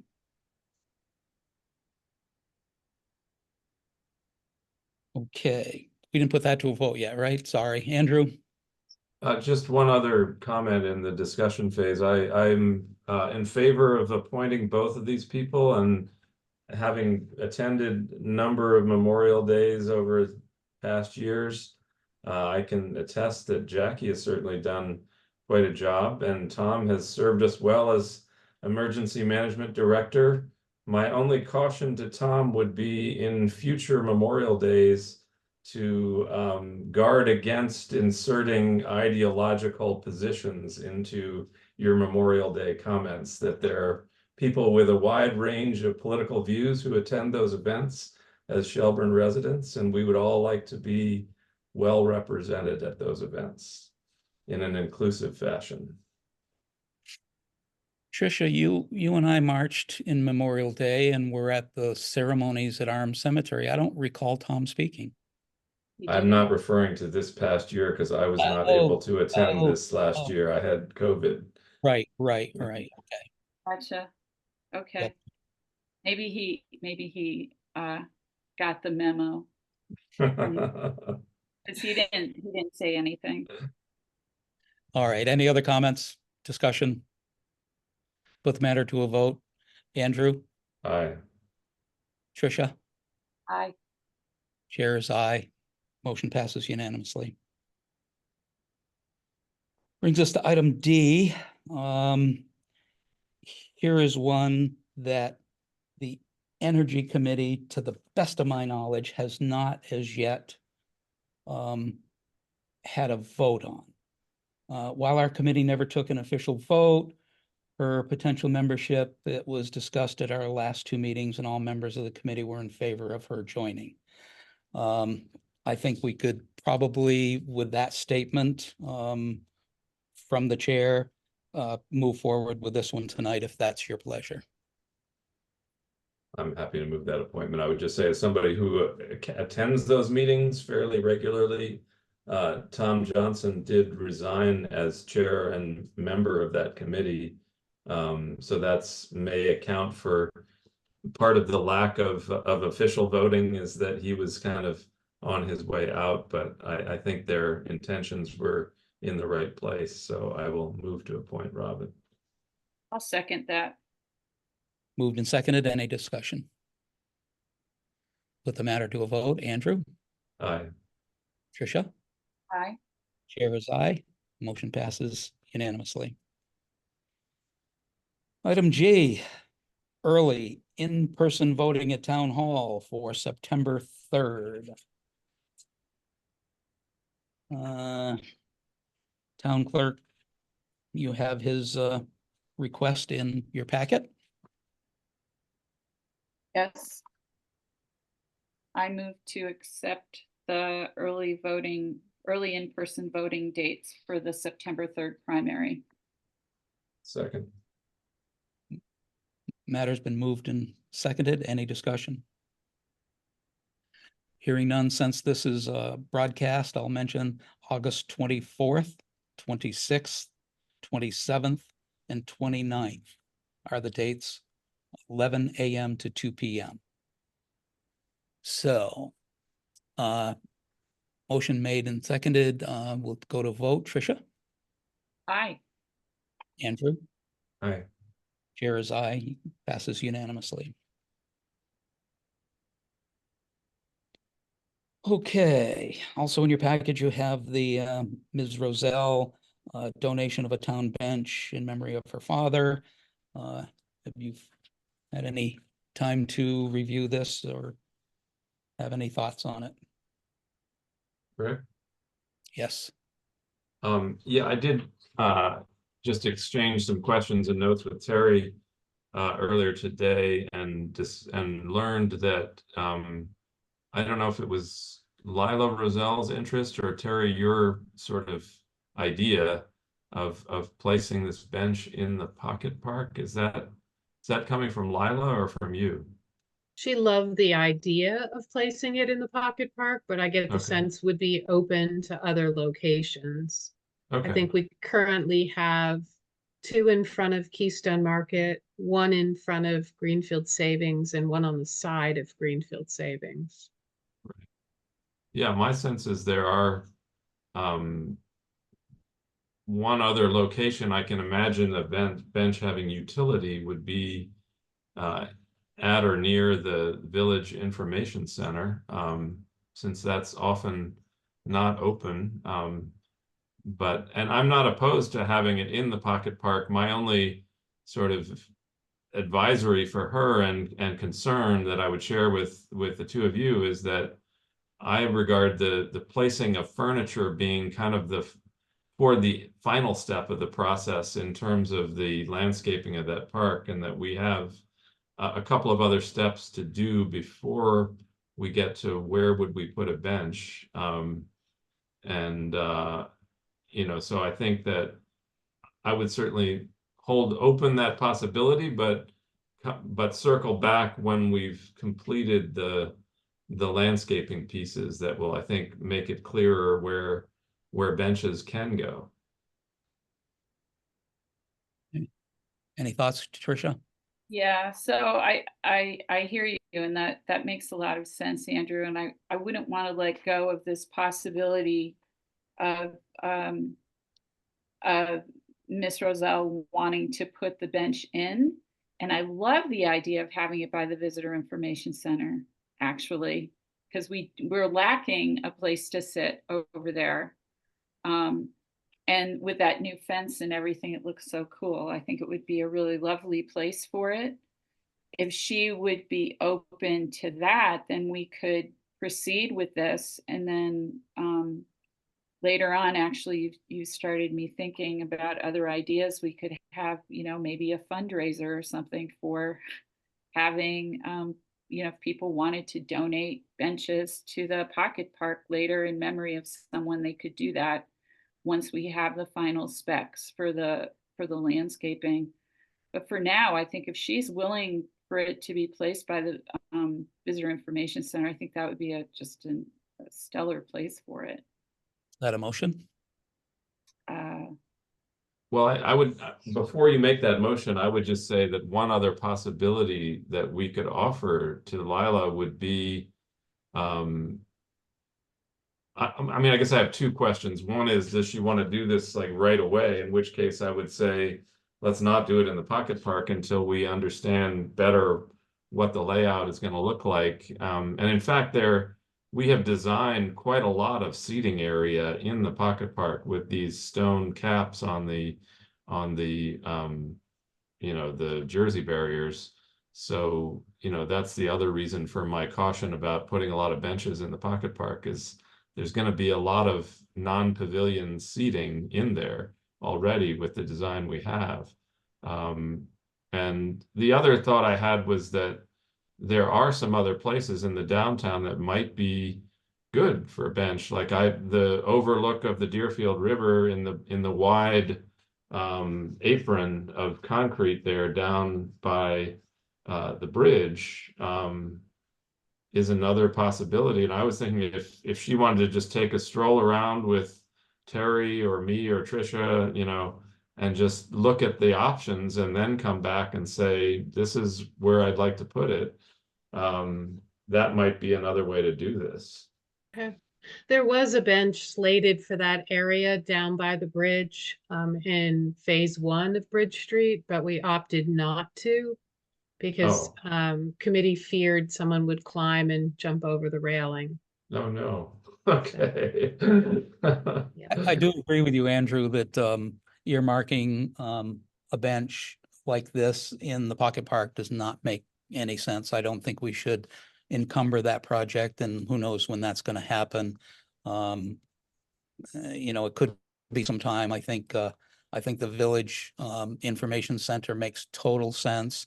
It's absent of any place to take a seat.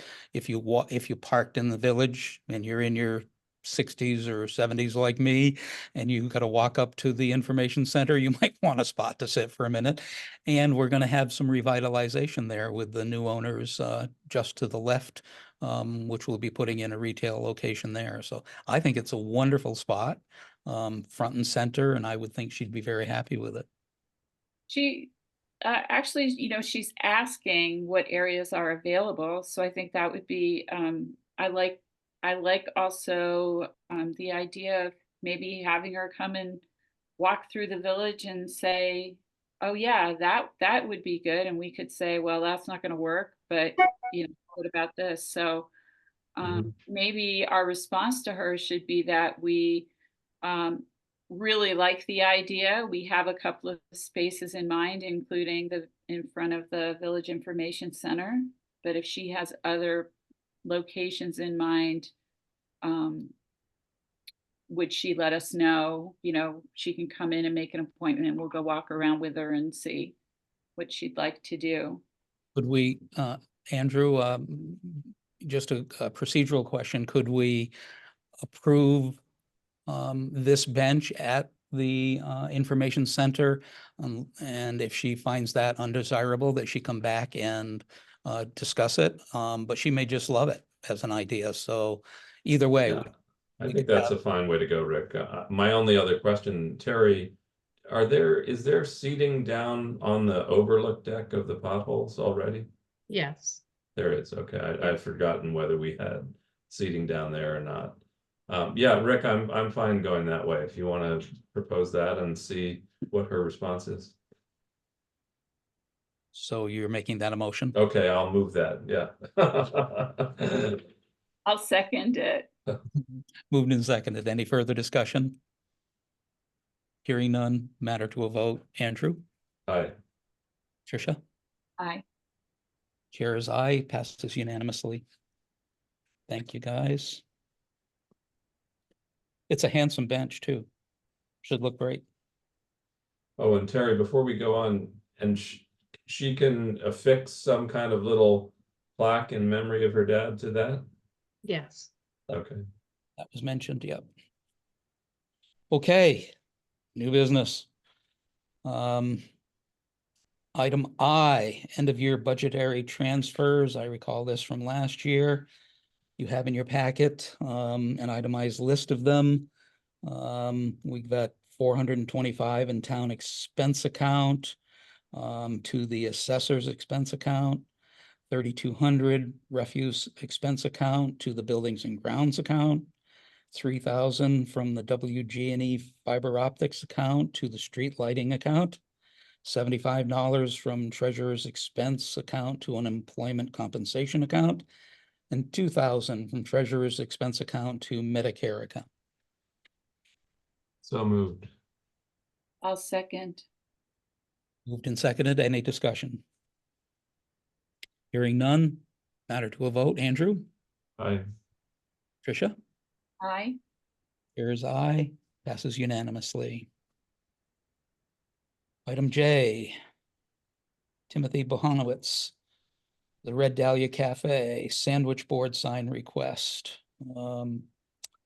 Interestingly, before I take your input, this matter was brought up on his behalf at the kickoff meeting to the Bridge of Flowers that we had with everybody, the Bridge of Flowers people, the chiefs, the fire chiefs, the police chief, or police representative rather, the contractors, the tie and bond representatives, and everybody was sensitive to that and worried about his access, which one of the entrances to his area was going to be sealed off, but he does have another one right on Water Street that was employees only, which may be the option now for them once the bridge is set off. But anyone have any thoughts on the request? Rick. Andrew. My main thought about this is that just from my own experience using sandwich boards for pothole pictures is that most of the sandwich boards in town are for merchants, advertising various things in front of their businesses. And if you put a sandwich board that is distant from somebody's business, then they don't really have direct visual contact with it in terms of whether it got moved, whether it fell over, whether it's blocking the sidewalk, so it seems to me like that's a potential problem there that I would feel more comfortable if we're going to put a sign down on the corner helping him during the construction period, which I don't object to in principle, I would prefer to see that sign maybe somehow attached to a building temporarily, or made not as a sandwich board, but more as a pointer or a sign or something like that, that would not be as likely to become an obstruction of the sidewalk. I can give you some background on that, or maybe Tricia has it. I don't, I was just wanting to ask another question, but go ahead. Maybe Okay. you'll answer it. We already have the wine store with a sandwich board at the corner of Deerfield Avenue and Bridge Street, pointing to a business that you can't see. So that's been out regularly. There's no more distance between that corner and the wine store, and maybe 50 feet or something, a minimal difference between Water Street and Bridge Street to the restaurant. So I don't think the line of sight is a big deal, but the zoning board, the zoning bylaws that we have, consider this a portable sign. And section 9.5.1 says that businesses in the village commercial are allowed one sign. And that is specifically addressing portable signs. Once you attach it to a building, it becomes a temporary sign or a freestanding sign and initiates a building permit. And the way I read the zoning bylaws as they now stand, 9.5.1, we don't need to give him permission. He has this allowed by right. So as a business, you can place your portable sandwich board pretty much anywhere you want? No, it does address nearest intersection when it's not on the main. In the zoning bylaws, it specifically address an instance that almost mirrors exactly this particular request. Rick, Terry's got a hand up. I'm sorry, Terry? When I've seen sandwich boards allowed, Trinity Church does it for their meals. It's placed the evening of the meal. I believe the farmer's market places one out on the day of their farmer's market. And the military band also places one at the corner of Mechanic and Bridge when there's a military concert at the band shell. And when I've spoken with the building inspector, the only caveat is that it's brought in, that it's not left out in advance of the event, days in advance. I know the food bank also does it up at Maple and Church when they're open. Yeah. So it's happening all the time because it is specific to businesses. So they're both within their rights to put them, the wine store where he's put it. And my interpretation, unless Tricia's been on the planning board for some time, unless Tricia's reading that bylaw right now, it looks like we don't need to act on this, that he can do it anyway. I'm checking because my understanding was a little bit different about temporary signs, so. Well, there's a difference between a temporary sign and a portable sign. So you'll find both matters addressed, and a temporary sign is not a sandwich board. That comes under the zoning 9.5.1, which is portable signs. Rick? Yes. Andrew. I confess I was not familiar with the wine store's sandwich board, but I will look for it next time I go downtown. I think it may be that we don't need to vote on this if it's not within our purview, but my only sense is that corner at Water and Bridge, that both sidewalks on either side of the street are fairly narrow, and that we're not talking about an event-based sandwich board that's for a day or a weekend or whatever, but something that would be up pretty much all the time. And so that's just, again, I don't know what the wine store guy is doing, but whether he's, on a sidewalk or encroaching on our pocket park. I'm not sure what he's doing, but you know, I think these other corners by the liquor store and Molly's former gallery, you know, those are narrow sidewalks, you know. The request is specific for Friday, Saturday, and Sunday from 10:30 to 6:30.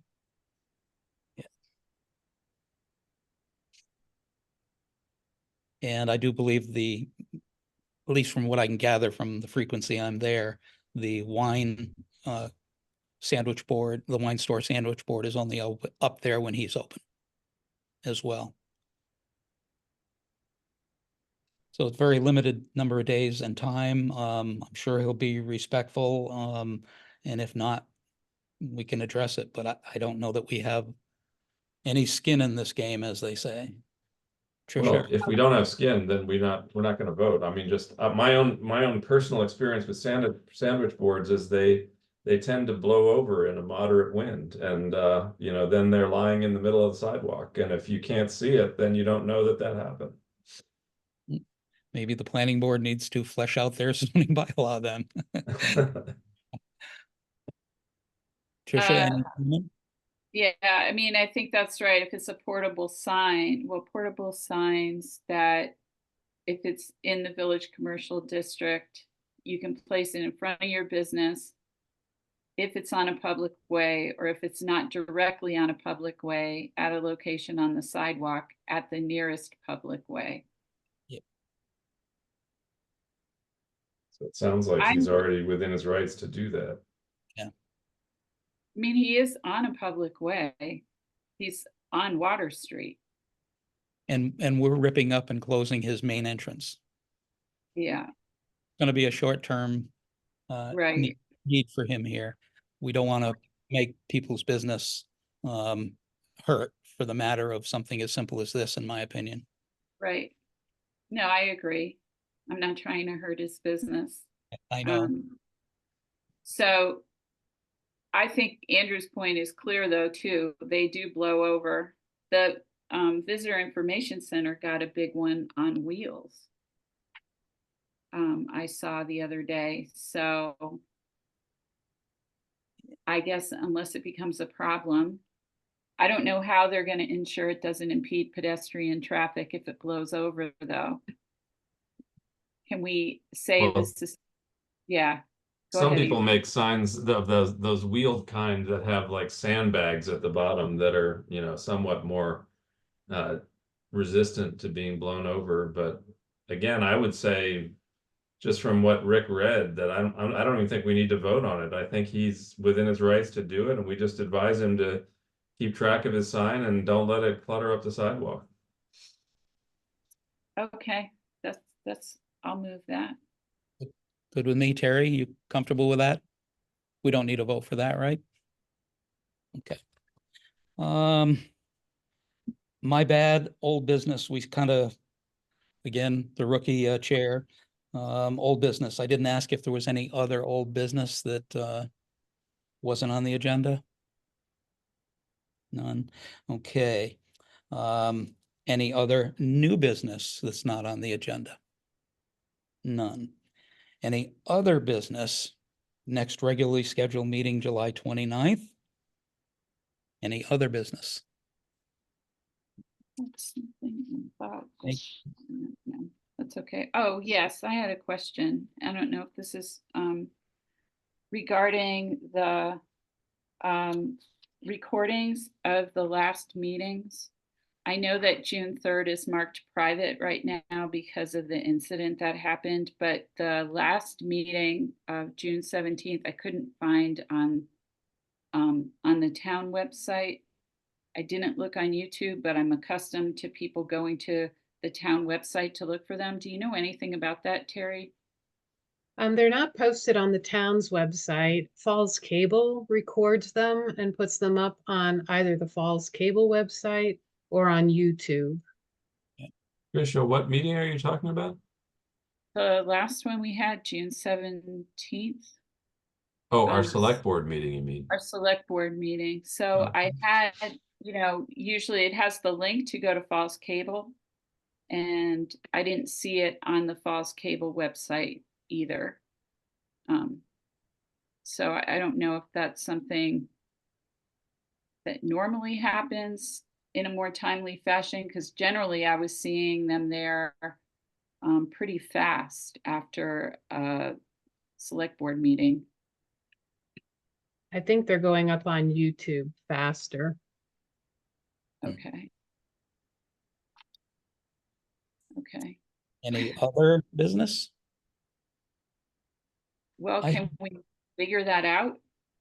I can certainly reach out to Falls Cable on your behalf and ask that question. Okay. Or you could Google YouTube Shelburne Select Board, June 17th, and I bet you'll find it. Okay. All right, that's I'm- all. Thank you. I'm not sure why they're not going on the Falls Cable in a timely manner.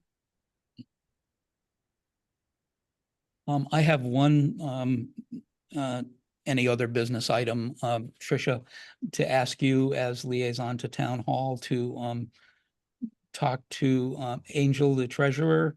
I received, all my property tax bills today, and, there was an enclosure under the town seal, for homeowners and rental property owners on the Mass Save program. When you get your bills, you'll get one too.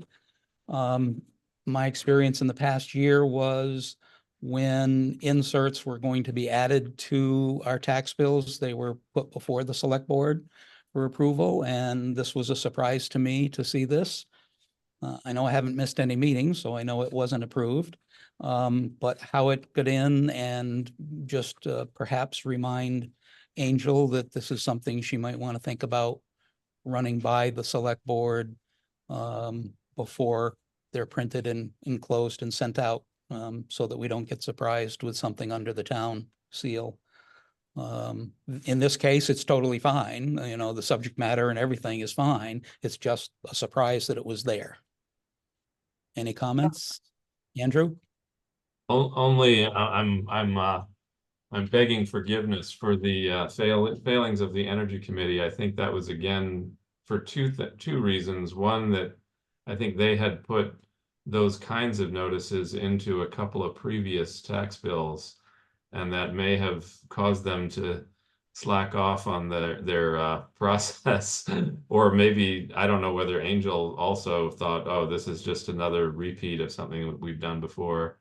And it may have been that just again with Tom sort of moving off the chairmanship, that his hand on the tiller might not have been as firm on those processes. But anyway, I can't say for sure. I wasn't part of those conversations, but that's my suspicion. Well, But I agree with you, Rick. In going forward, we should always, I think, bring inserts into the tax bills before the board for approval. Tricia, would you take that up with Angel? Yes. And And speaking of Angel, sorry, thank you for the reminder. The reminders for people who were in arrears who hadn't paid their last tax bill did go out to everyone. yes, and in today's recorder, the two delinquent Shelburne residents were published in the recorder today, and I believe those are from previous cycles. So two different tax years I think we're talking about, but I think originally there were 7. And after the notice went out, 5 paid up and 2 didn't, and their names got published in today's recorder. Okay. Hopefully that will bring on the payments. I think we should reinstate the stocks next to the Old Town Jail. Oh. The treasurer told me directly, sometimes they have big payments go out for the completion of projects, and it leaves the cash flow tight. So paying your tax bills on time makes sense, and that's the law, and she's sticking by it. But Oh, I'm in full agreement with that, and I applaud her efforts. We had a big cleanup effort in years past, and I think we're far more on top of it now. 155, if I'm not mistaken, currently for the last quarter. 255, that's right. You have a good Yeah. memory. I do. It's a curse. This meeting is being recorded. Sorry. No, when I say we've done a good job with the cleanup, I think what I've experienced in recent years has been there's still that delinquency within the quarters, but there's much less slop over in terms of people being allowed to remain delinquent for years at a time, you know. Yeah. We fixed that problem, so I think so. yeah, but people still do kind of drag their feet, you know, for a few quarters before ponying out. Well, thanks for pursuing the insert matter, Tricia. Any Sure. correspondence? Sarah Davenport, you have seen her letter to the Select Board and the Open Space Committee.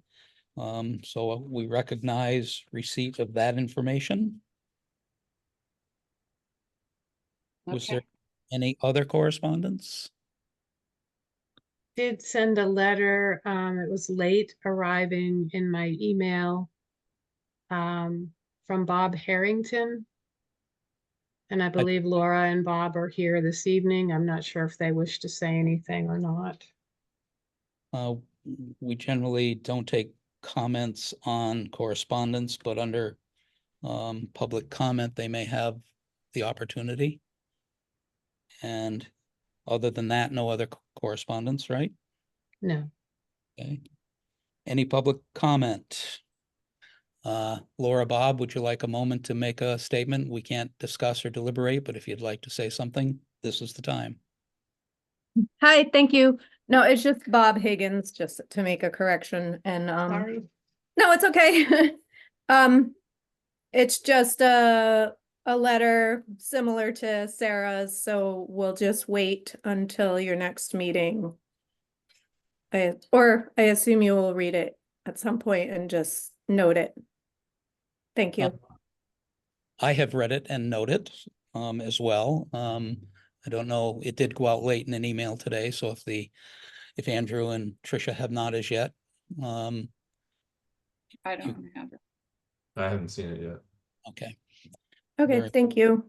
Any other public comment? If not, I'd accept a motion to adjourn. So moved. I'll second that. Moved and seconded, all in favor? Andrew, Hi. Tricia, Aye. aye. Thank you, guys. Appreciate it. Thanks for being gracious on my first, Not at all. You did a great job, Rick. thank you very kindly. Fine. Thank you. Thank you Good very much. Have a night. good vacation, everybody.